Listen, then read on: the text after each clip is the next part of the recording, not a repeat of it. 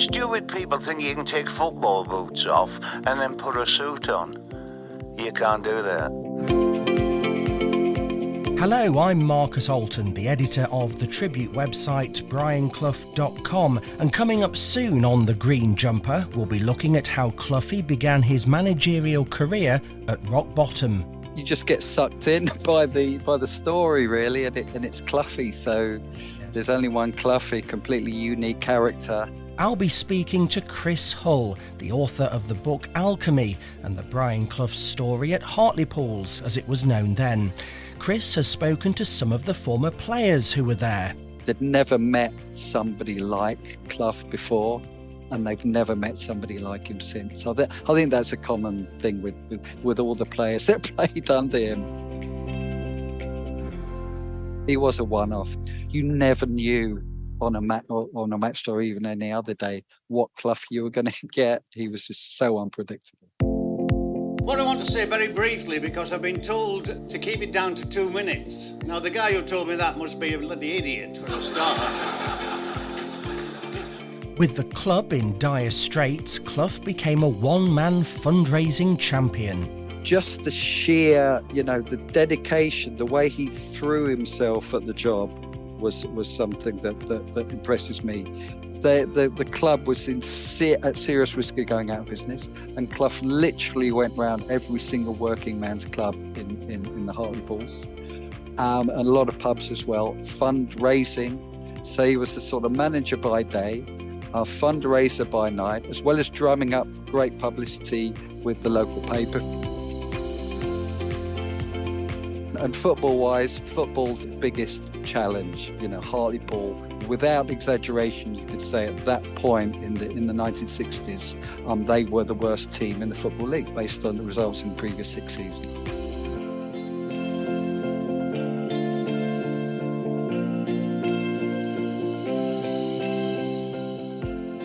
I used to say what I thought. You might think, well, a lot of people do that. You'd be amazed how many people daren't say what they think.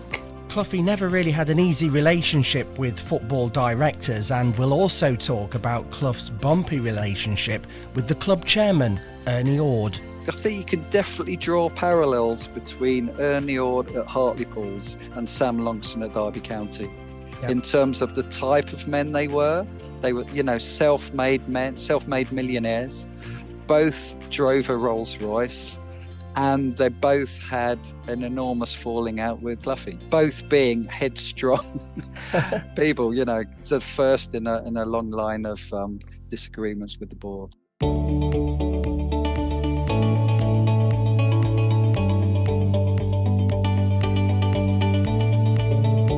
You'll also hear about Brian's initial reluctance to leave Hartlepool to go to Derby. Clough does all that fundraising, they get them up to 8th, real ambition to get promotion that next season, which of course they subsequently did under a different manager, and then Derby come calling, and Clough and Taylor thresh it out in the snooker room of a hotel in Scarborough, and Taylor manages to persuade Clough, because Clough was resistant to leaving, that's quite clear. Taylor couldn't get out of Hartlepools quick enough. Down to Derby, which is obviously his neck of the woods, the East Midlands, coming from nothing. But Clough had a little bit more of an attachment. Obviously, he's from the northeast himself, and had been round to all these working men's clubs, extracting money from working class folk. And you can imagine some of the conversations why should I give money to this club? You're here today, could be gone tomorrow. They'll only sink back to the bottom of the Football League, but managed to extract money, managed to keep the club going. And then it didn't sit right with him for him to be said, I'm leaving. I think his attitude was, let's get the job finished, let's get promotion, and then we'll leave. But Taylor said, no, we might not get another opportunity like this. It's Derby County, team of former glories. Let's go now. We're leaving Hartlepools in a better shape than we found it. We might regret it if we don't take this opportunity. And I don't think it took him long to persuade Clough, but he was resistant initially to leaving, whereas Taylor couldn't get out fast enough. Another interesting aspect was that Clough kept a strong attachment to the club even after he'd left, and made a point of helping chairman John Curry to keep the club in business.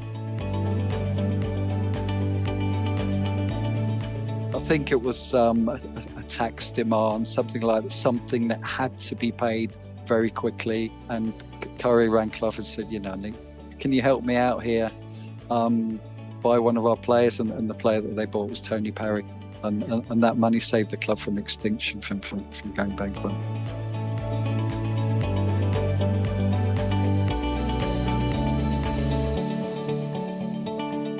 You can read more about Chris's book on the website brianclough.com, and I hope you can join me next time for the full interview and more stories about the great man in the green jumper.